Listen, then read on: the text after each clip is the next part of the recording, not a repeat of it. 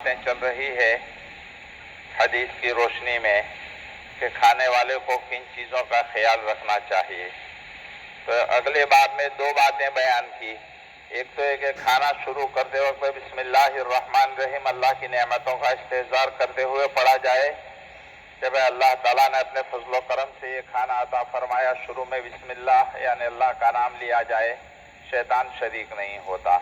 اور جب کھانے سے فارغ ہو جائے تو الحمدللہ اللہ تعالیٰ کی تعریف کی جائے کہ اللہ نے اپنے فضل و کرم سے یہ کھانا عطا فرمایا.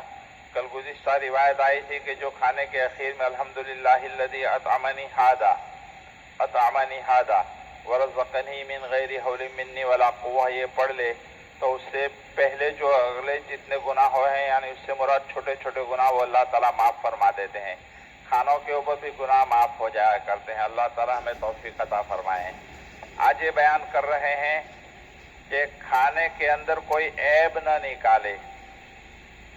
کھانا اگر اچھا نہیں لگ رہا ہے، نمک مرچ زیادہ ہوا ہے تو عیب نہ نکالے، بلکہ اس کی خوبی بیان کرنے کا پسندیدہ ہونا یعنی کھانے کا اچھا ہی بیان کرے. اللہ تعالیٰ کی نعمت ہے جیسا بھی ہو سکتا ہے کبھی بھول چوک سے نمک مرچ وغیرہ ہو بھی جائے زیادہ تو اس میں عیب نہ نکالے بلکہ اس کی خوبی بیان کرے. جیسا آپ کو معلوم ہے کہ کھانے کے آداب کا بیان چل رہا ہے، اس سلسلے میں امام نووی رحمۃ اللہ علیہ جو آج باب قائم کرتے ہیں اس میں یہ بیان کر رہے ہیں کہ کھانے میں کوئی عیب نہ نکالے، نہ کھانے کی برائی کرے. دوسری بات یہ کہ اس کی تعریف کرنے کا پسندیدہ یعنی کھانے کا اچھا اور پسندیدہ طریقہ یہ ہے کہ اس میں جو اچھائی ہے، پکانے کا ڈھنگ یا کھانا اگر پسند آئے تو اس کی تعریف بیان کرے، یہی اچھا ہے. حضرت ڈاکٹر عبدالحی صاحب رحمۃ اللہ علیہ حضرت تھانوی رحمۃ اللہ علیہ کے بڑے خلیفہ ہیں اور مفتی تقی صاحب اور ان کے بعد مفتی رفیع صاحب رحمۃ اللہ علیہ کے شیخ ہوتے تھے. وہ فرماتے ہیں کہ ایک مرتبہ کسی چاہنے والے نے حضرت کو دعوت دی اپنے گھر میں اور کھانا کھانے کے بعد فارغ ہوئے تو پس پردہ پردے کے پیچھے ان کی بیگم بھی سن رہی تھی. حضرت ڈاکٹر صاحب رحمۃ اللہ علیہ نے بڑی کھانے کی تعریف بیان کی اور خوب دعائیں دی کہ اللہ تعالیٰ پکانے والے کو جزائے خیر عطا فرمائے، اتنا بہترین کھانا پکایا ہے. یہ وہ خوب تعریف کرتے رہے تھوڑی دیر کے لیے. تو پردے کے پیچھے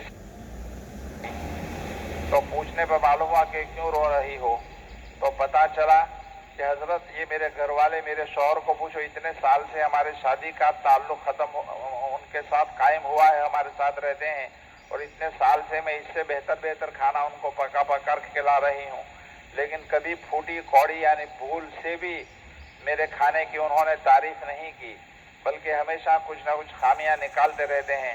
تو ڈاکٹر صاحب نے اس موقع کے اوپر فرمایا کہ نہیں بھائی ایسا نہیں کرنا چاہیے، بلکہ پکانے والے کی اور کھانے کی تعریف کرنا یہ سنت ہے. اللہ پاک ہمیں توفیق عطا فرمائے. اس سلسلے میں بخاری اور مسلم شریف کی ایک چھوٹی سی روایت بیان کر رہے ہیں آج کے سبق میں. اس کے راوی ہیں حضرت ابو ہریرہ رضی اللہ تعالیٰ عنہ. فرماتے ہیں نبی کریم صلی اللہ علیہ وسلم نے کبھی کسی کھانے میں عیب نہیں نکالا. آپ صلی اللہ علیہ وسلم نے کبھی بھی کسی کھانے میں عیب نہیں نکالا، نہ کبھی اس کی برائی کی. اگر پسند ہوتا تو آپ اس کو کھا لیتے تھے اور اگر ناپسند ہوتا پسند نہیں ہوتا تو اس کو چھوڑ دیتے تھے، خاموشی کے ساتھ چھوڑ دیتے تھے. لیکن یہ نہیں کہ اس کے اندر عیب نکالی اور خامی نکالی. کھانا یہ اللہ تعالیٰ کا دیا ہوا رزق ہے، اللہ کی نعمت ہے، اس کا ایک عطیہ ہے. تو حق یہ ہے کہ آدمی اس نعمت اور عطیے کے اوپر کوئی عیب نہ لگائے.